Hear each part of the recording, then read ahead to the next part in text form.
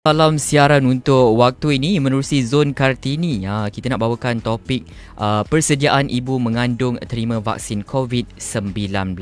Dan kita bersama dengan Dr. Nur Zarina Abdul Rahman yang merupakan pengarah perubatan dan kaunselor laktasi bertauliah dari Klinik Family Graviditis Wangsa Maju. Di talian Zoom sekarang ini. Betul. Assalamualaikum doktor. Waalaikumsalam warahmatullahi wabarakatuh, Sabirin. Ya, baik. Kalau kita lihat wanita mengandung yang dijangkiti COVID-19 dan dimasukkan ke hospital kerana berisiko berdepan komplikasi serius selain boleh berdepan risiko tinggi melahirkan bayi pramatang. Itu yang kita dengar lah. Dan Pusat Kawalan Pencegahan Penyakit CDC Amerika Syarikat contohnya menyatakan terdapat juga kemungkinan risiko besar lain menanti, iaitu anak dalam kandungan mati sebelum bersalin. Dan penemuan yang membimbangkan itu juga ia selaras dengan beberapa laporan sebelumnya bahawa wanita hamil mungkin berdepan dengan risiko tinggi untuk mendapat penyakit teruk apabila mereka dijangkiti COVID-19.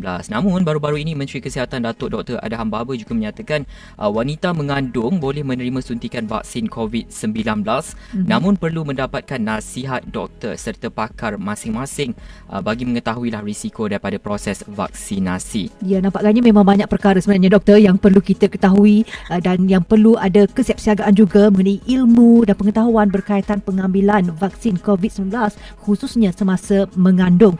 Apa yang menjadi kerisauan bagi ibu mengandung dan yang menyusukan anak tentang vaksin COVID-19 ni doktor? Okey, sebenarnya kan pada awal dulu kan kita kata ibu mengandung dan ibu menyusui tak boleh nak terima vaksin COVID kan. Tapi ada guideline yang terkini ya. Pemberian vaksin COVID ni memang digalakkan ya, dan untuk golongan yang memerlukan vaksin ya. So daripada kajian yang saya terbaca dalam European Journal of Epidemiology baru je diterbitkan 1 Mac 2021, dikatakan dalam 17,831 wanita yang hamil di dalam 16 negara ya. 16 negara, dan kajian ini dilakukan pada 28 Oktober sehinggalah 18 November tahun lepas. Dan rata-ratanya 52% wanita hamil mempunyai keinginan untuk mendapatkan vaksin. Yang selainnya masih lagi ragu-ragu, masih lagi tidak mahu. So macam 50-50 lah nampaknya ya. So daripada negara-negara ini nampaknya penerimaan vaksin tu lebih kepada di kalangan negara yang mempunyai prevalence yang tinggi COVID-19, dan actually lebih rendah penerimaan vaksin tu di kalangan negara Australia, US dan Russia. Okay, so apa sebab utama mereka tak nak vaksin adalah mereka rasa mereka tidak nak dedahkan baby kepada kesan buruk. Yang mereka masih lagi menunggu data tentang keselamatan dan kadar keberkesanan vaksin dalam ibu yang mengandung. Dan ada juga yang mengatakan mereka masih ragu sampai ada keputusan kelulusan vaksin itu adalah disebabkan oleh politik ya. So kebanyakan ibu yang tak nak ambil vaksin ni mungkin kerana mereka masih lagi keliru antara nak tahu kelebihan mengambil vaksin dan masih lagi takut kepada kandungan ya. So macam saya rasa penerimaan vaksin tu masih lagi 50-50 ya. Di Malaysia masih lagi belum ada data kajian tentang persepsi penerimaan vaksin ini. Nanti kita bilangkan lah. Ya. Sebentar tadi doktor menyatakan guideline terbaru yang dikeluarkan oleh pihak KKM untuk ibu mengandung. Mungkin doktor boleh nyatakan, jelaskan. Apa dia? Guideline yang baru. Okey, guideline yang terbaru. Okey. Kalau guideline yang terbaru ni digalakkan untuk ibu hamil yang mempunyai risiko tinggi untuk menjangkiti COVID-19, mereka inilah golongan yang diharuskan untuk mengambil vaksin untuk langkah pencegahan dan perlindungan. Ya, untuk wanita yang menyusukan anak pula sebenarnya tidak ada kontraindikasi untuk menerima vaksin dan amat digalakkan terutamanya kepada mereka yang mempunyai sejarah penyakit kronik. Ya, lepas ni kita kupaskanlah tentang itu. Okey, selain daripada itu dari segi yang kata ibu mengandung ni, kalau awalnya kita tahu ibu mengandung mungkinlah memilih untuk tidak menerima vaksin kerana risau dari segi keadaan keselamatan bayinya, tapi sekarang ini bila dinyatakan oleh Menteri Kesihatan sendiri wanita mengandung boleh terima suntikan vaksin tapi perlu mendapatkan nasihat doktor. Maknanya dari segi vaksin itu sendiri bukanlah sesuai untuk semua ibu yang mengandung atau macam mana? Okey, kalau kita tengok balik, ya, bagaimana vaksin ni bertindak, ya. Vaksin sebenarnya tidak mengandungi sebarang virus yang hidup, ya.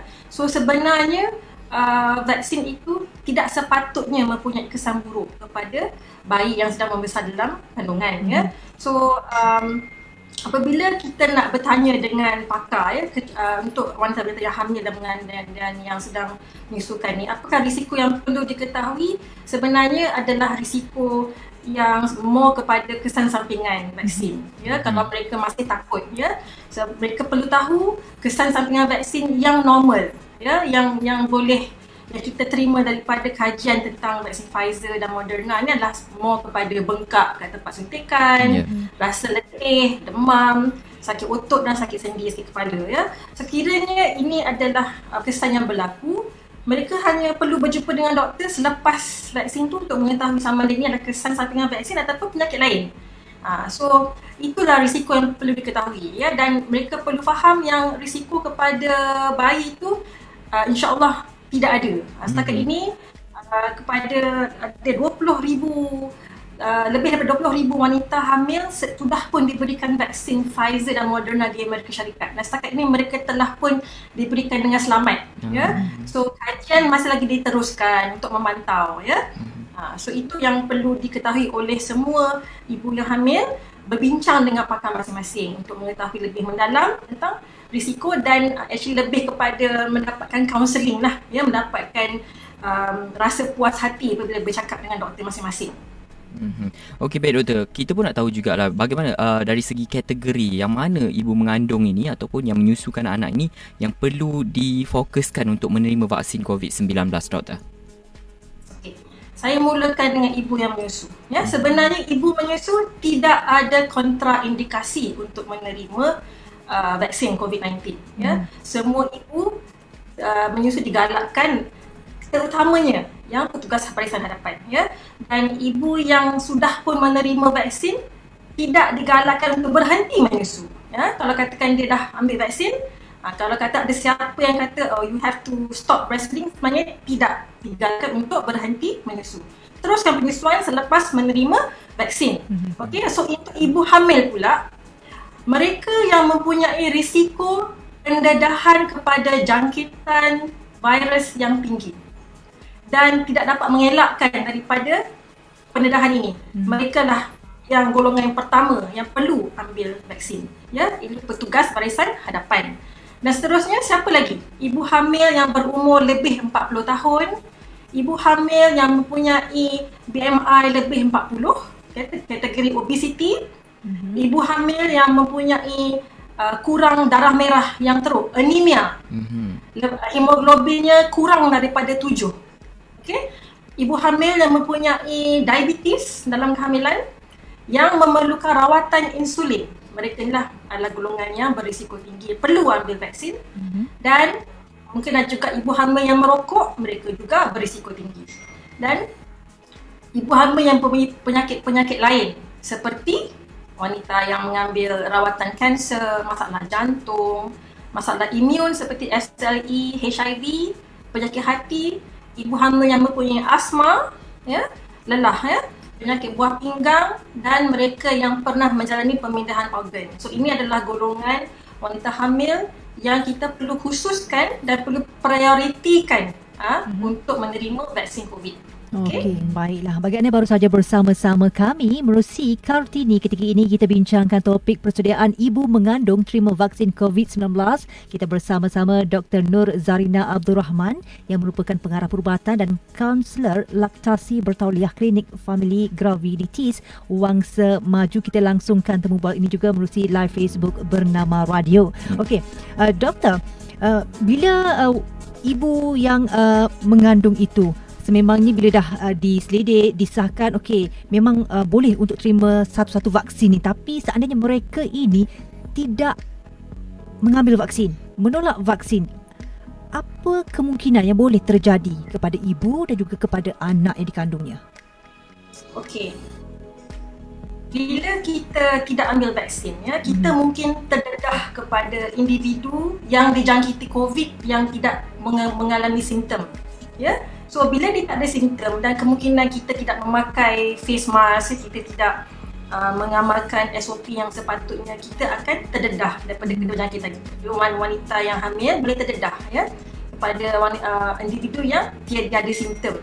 So apabila ibu tu tak ambil vaksin, makanya dia tidak ada perlindungan yang baik daripada dijangkiti penyakit. So kalau kata dia terjangkit dengan COVID-19, ibu itu akan mengalami gejala yang teruk, gejala yang teruk dan mungkin mengalami komplikasi. Antara komplikasi yang boleh berlaku kepada ibu hamil yang dijangkiti penyakit COVID termasuklah jangkitan paru-paru, kelahiran peramatang seperti yang tadi Safirin mention, kelahiran peramatang. Juga mungkin memerlukan intervensi yang lebih intensif. Mungkin dia terpaksa dimasukkan ke ICU untuk ventilasi, dan sekiranya mereka dalam kategori 4-5 yang memerlukan yang mengalami kesukaran bernafas. Komplikasi yang paling kita takutkan adalah kematian. Kematian kepada ibu, kematian kepada bayi dalam kandungan. So inilah yang boleh terjadi sebab kita mungkin ibu yang hamil tu sebenarnya mempunyai imun sistem yang lebih lemah berbanding dengan wanita lain. So dia lebih mudah dijangkiti oleh penyakit berjangkit. So apabila berdepan dengan individu yang tidak ada simptom yang mengalami COVID, dia mungkin terkena dan dia lebih teruk daripada orang lain. Baik, itu antara kesan-kesan buruk lah yang boleh terkena kepada ibu mengandung yang tidak divaksin. Jadi mungkin kalau mereka ini divaksin doktor, boleh tak doktor jelaskan tentang keadaan kandungan ibu dalam perut itu sendiri apabila ibu mengambil vaksin COVID-19? Okey. Sebenarnya kan saya kata mention tadi sudah lebih 20,000 ibu hamil yang menerima vaksin Pfizer dan Moderna di Amerika Syarikat. Setakat ini daripada pemantauan tiada bukti yang mengesahkan suntikan vaksin akan memberi kesan kepada kandungan dan ibu mengandung itu sendiri. Apa yang kita nampak adalah kesan baik. Kesan baiknya adalah melalui pemindahan antibodi COVID-19 kepada bayi dalam kandungan melalui uri ataupun plasenta.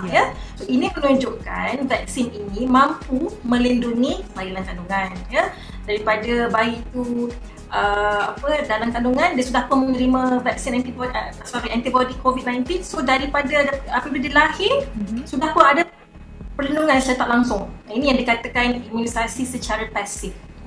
Antibody transfer melalui plasenta. So itu yang kita nampak lah. Dan ada juga kajian yang menunjukkan ibu yang mengalami COVID-19 sendiri pun lepas lahir, bila dia test darah bayi yang baru lahir tu memang sudah ada pun antibody COVID-19. So apa lagi ibu yang mengambil vaksin COVID-19? Bila dah mengambil suntikan vaksin ni, apa dari segi pantang larang ke ataupun langkah-langkah berjaga-jaga yang perlu diberikan perhatian sepenuhnya oleh ibu yang membawa bayi dalam kandungan tu? Okey. Alright, so saya mentionkan balik kalau setelah mendapatkan vaksin seperti biasa, pekerja kesihatan akan pantau ibu yang mengambil vaksin itu selama 15 ke 30 minit untuk melihat kalau ada kesan-kesan alergi yang teruk. Sekiranya tidak ada, kemungkinan ibu akan mengalami kesan sampingan yang lain. Mungkin ada, mungkin tidak ada. Kesan-kesan tersebut yang telah mention tadi kan. So sekiranya ada, berjumpa dengan doktor untuk dapat kepastian adakah ini kesampingan daripada vaksin ataupun benda lain.